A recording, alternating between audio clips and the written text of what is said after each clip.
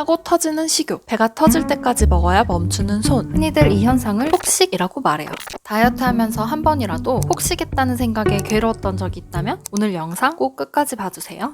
단호한 시선으로 다이어트 이슈를 말해주는 다이슈. 이번 주제는 폭식입니다.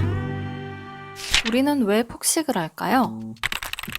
폭식을 하는 이유는 다양하지만 폭식이 반복되는 가장 큰 이유는 이 음식이 나를 살찌우고 있다는 생각, 내가 식욕을 조절할 수 없다는 생각을 떨쳐내기가 힘들기 때문이에요. 그리고 이런 음식에 대한 강박이 집착과 갈망으로 바뀌면서 폭식으로 이어지는 것이죠. 하지만 단순히 식욕을 조절하기 어렵다고 해서 폭식증이라고 말하기는 어려워요. 신경성 폭식증의 경우 폭식한 후 이에 대한 보상 행동으로 음식물을 억지로 토해내거나 약물을 이용해 배출하려고 하거나 과도한 운동으로 먹을 것을 상쇄시키려고 해요. 그리고 이런 증상이 3개월 이상 반복될 때 폭식장애 혹은 신경성 폭식증을 진단한다고 합니다. 우리가 과식 후 또 폭식했어 라고 쉽게 말할 수 없을 정도의 심각한 섭식장애인 것이죠. 하지만 우리는 억지로 토하거나 설사약을 먹지 않아 식사 후 2시간 이상의 과도한 운동을 하지 않아 일시적인 과식이라 하더라도 폭식했다고 말하곤 합니다. 먹는다는 행위를 점점 부정적인 행위로, 나에게 피해를 주는 행위로 생각한다는 건데요. 이런 감정들은 점점 부풀어지면서 결국엔 먹는 나를 비난하게 만듭니다. 모두 알다시피 이런 생각은 폭식을 반복되게 할 뿐 좋은 결과로 이어지진 않습니다. 이미 폭식 장애나 신경성 폭식증을 앓고 계신 분이라면 심리치료나 약물치료 등 전문의의 진료를 받는 것이 가장 안전하지만 단순히 과식하는 습관 때문에 스트레스를 받고 있다면 충분히 그 굴레에서 벗어날 수 있어요. 하지만 이보다 먼저 해야 하는 것은 자신을 향한 과도한 비난을 멈추고 나를 이해하려는 노력부터 해야 한다는 거예요.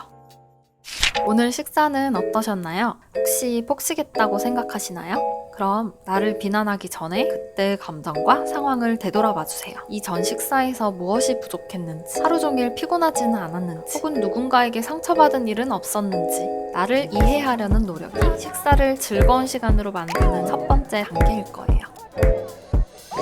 먹는다는 것은 나를 살게 하는 행동. 그럼에도 불구하고 왜 나를 괴롭게 만들고 있는지 다이슈를 통해 돌아보셨으면 좋겠습니다.